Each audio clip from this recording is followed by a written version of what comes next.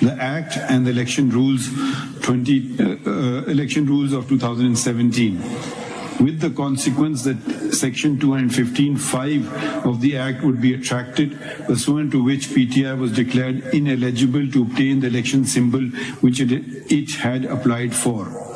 The order of ECP dated 22nd December 2023 was assailed before the Peshawar High Court in writ petition number 6173, which was allowed with a short order dated 10 January 2024, detailed reasons whereof was given subsequently. Two representatives of PTI had filed another writ petition in the Lahore High Court bearing number 287 of 2024 against the ECP, which was disposed of by learned single judge with a order dated 3rd January 2024, holding that the prayer sought therein could only be granted if Section 215(5) of the Act was declared ultra vires a constitution. But since the same was not challenged, the relief sought could not be granted. It was also mentioned that the petition was pending in the Peshawar High Court. An intra-court appeal was filed against the order of the learned single judge. However, a divisional bench of the Lahore High Court upheld the order of the learned single judge. Writ petition number 81171 and 332 remain pending in the Lahore High Court. Writ petition number 6173 filed in the Peshawar High Court did not disclose that writ petition number 81171 was pending adjudication before a 5-member bench of the Lahore High Court, even though it pertained to the very same matter, that is the holding of intra-party elections in PTI. Writ petition number 6173 filed before the Peshawar High Court was not maintainable because the same issue of intra-party elections had already been assailed by PTI before the Lahore High Court. If two and more courts have concurrent jurisdiction, while a petitioner may elect to avail of his remedy before either court, but having chosen a particular court, the same dispute cannot then be taken to the other court. ECP has been calling upon PTI to hold its intra-party elections since 24th May 2021. At that time, PTI was in the federal government and in some provinces. Therefore, it cannot be stated that ECP was victimizing PTI. Nonetheless, we wanted to satisfy ourselves that the ECP had not acted mala fide or for ulterior reason, or that PTI was discriminated against. It transpired that ECP had passed orders against 13 other registered political parties, which were far more severe than the order passed against PTI. One such case of All Pakistan Muslim League came before this court on 12 January 2024, and the order of the ECP delisting the said political party was upheld. ECP wanted to ensure that PTI holds intra-party elections.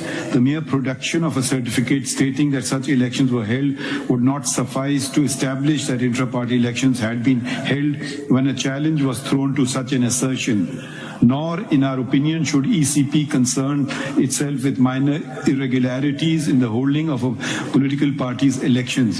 However, in the instant case, not even prima facie evidence was produced to show that a semblance of elections had been held.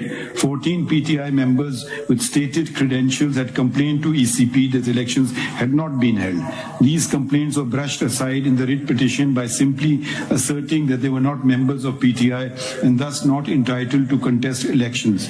But this bare denial was insufficient, particularly when they had credibly established their long association with PTI. And if any member of a political party is expelled, it must be done in accordance with Section 205 of the Act, but no evidence in this regard was forthcoming. Democracy founded Pakistan, a fundamental aspect of which is the ability to put oneself forward as a candidate and to be able to vote, both within a political party and in general elections. Anything less would give rise to authoritarianism, which may lead to dictatorship. The ECP is a constitutional body, and amongst its duties are those mentioned in the Constitution of the Islamic Republic of Pakistan, Article 219E of which stipulates that ECP must also undertake such functions as prescribed by law, which would include those mentioned in the Act. Section 208 of the Act mandates that political parties must hold intra-party elections periodically, and that a period not exceeding 5 years elapse within 2 elections. It further stipulates that every member of a political party could be provided with an equal opportunity of contesting election for any political party office.